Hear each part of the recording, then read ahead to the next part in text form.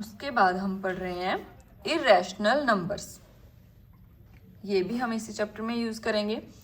तो irrational numbers क्या होते हैं? Real numbers that can not be expressed as a simple fraction p by q where p and q are integers and q not equals to 0। तो ये क्या बोल रहे हैं कि जो भी रियल नंबर्स होते हैं ना, उसको हम इस तरह से सिंपल फ्रैक्शन में एक्सप्रेस नहीं कर सकते, वो होते हैं इरेशनल नंबर्स। अगर हम उसको सिंपल फ्रैक्शन में एक्सप्रेस कर सकते हैं, इट मीन्स वो हमारे इरेशनल नंबर्स नहीं है। ठीक है, इरेशनल नंबर्स क्या होते हैं? उसको हम सिंपल फ्रैक्शन में एक्सप्रेस नहीं कर सकते, और जो सिंपल फ्रैक्शन के नंबर हैं वो इंटीजर्स होंगे p एंड क्यू जो है नॉट इक्वल्स टू 0 होगा। इसके लिए हम एग्जांपल लेके चलते हैं।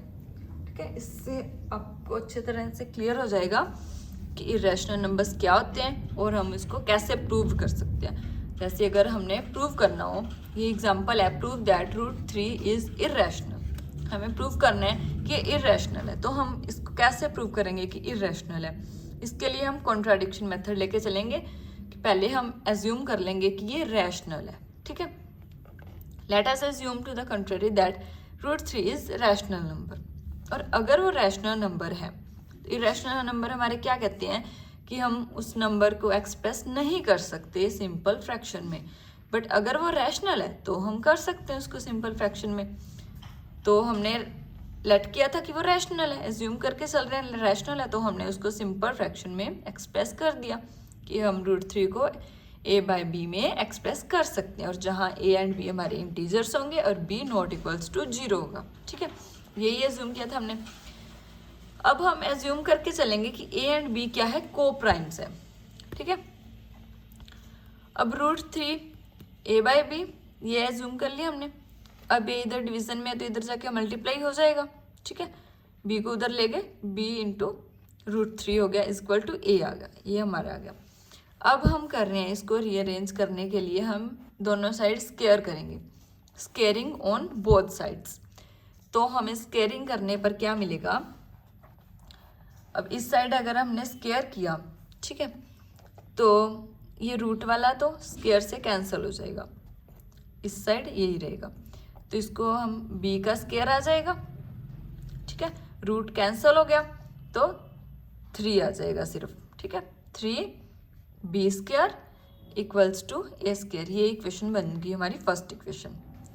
तो अगर ये ऐसे लिखा हुआ है तो हमें पता है कि इधर अगर मल्टीप्लाई में हो कोई नंबर तो वो दूसरी साइड जाकर डिवीजन में जाता ही है। ठीक है, तो इस इक्वेशन से हम ये बोल सकते हैं कि जो a स्केयर है वो डिविजिबल है 3 से, क्योंकि 3 अगर इधर आएगा तो वो डिविजिबल है ना 3 से। तो इस इक्वेशन से हमें क्या पता चलता है कि a स्केयर जो है वो डिविजिबल बाय है 3। तो हमने इसी चैप्टर में एक थ्योरम है, वो थ्योरम कहती है कि अगर a स्केयर किसी नंबर से डिविजिबल है, इट मीन्स a भी उस नंबर से डिविजिबल होगा। ठीक है, उस थ्योरम से हम ये बोल रहे हैं कि अगर a स्केयर 3 से डिविजिबल है तो a भी डिविजिबल होगा 3 से। ठीक है, then a is divisible by 3। अब हमारा क्या आ रहा है? a equal to 3c for some integer c। ये भी हम लेट करके चलेंगे कि अगर a हमारा डिविजिबल है 3 से तो हम इसको इस तरह भी लिख सकते हैं a को। ठीक है, 3 से तो डिविजिबल है ना, तो साथ में मल्टीप्लाई में उसको ऐसे लिख सकते हैं किसी नंबर को, वो नंबर कोई भी इंटीजर हो सकता है फॉर सम इंटीजर c। ठीक है, अब हमारी ये एक वैल्यू आ रही है a की 3c। अब इसको हम उस फर्स्ट इक्वेशन में रख देते हैं, a की जगह पर उस वैल्यू को पुट करेंगे। Put value of a equal to 3c in equation first. 3b square equal to a square, ये इक्वेशन थी हमारी, a की वैल्यू पुट करनी है। 3b स्क्वायर तो वैसे ही रहेगा इक्वल्स टू a की जगह हमने क्या लिख दिया 3c, उसका स्क्वायर आ जाएगा। तो यहाँ से क्या आ रहा है 3b स्क्वायर इक्वल्स टू 3 का स्क्वायर 9 हो जाएगा, c का स्क्वायर c स्क्वायर हो जाएगा, 9c स्क्वायर हो गया। तो यहाँ से क्या आ रहा है हमारे पास b स्क्वायर, ये कैंसिल हो जाएगा ना, 3 3 ज़ा 9, 3 बचा, b square equal to 3c square, ये बचा हमारे पास, ये इक्वेशन आ गई हमारे पास। ठीक है, इससे हमें अब क्या पता चलता है? इस इक्वेशन से हम ये बोल सकते हैं ना कि ये उधर मल्टीप्लाई में है तो उधर जाके ये डिवीजन होगा। तो इससे हम क्या बोल सकते हैं कि जो बी स्क्वायर है वो 3 से डिविजिबल है, क्योंकि उधर जाएगा तो डिवीजन में जाएगा ना। तो इससे हम ये इक्वेशन से बोल सकते हैं कि बी स्क्वायर 3 से डिविजिबल है। तो वही थ्योरम हम दोबारा यूज़ करेंगे कि बी स्क्वायर अगर डिविजिबल है 3 से तो बी भी हमारा डिविजिबल होगा 3 से। ठीक है, वही सेम थ्योरम लेके चल रहे हैं।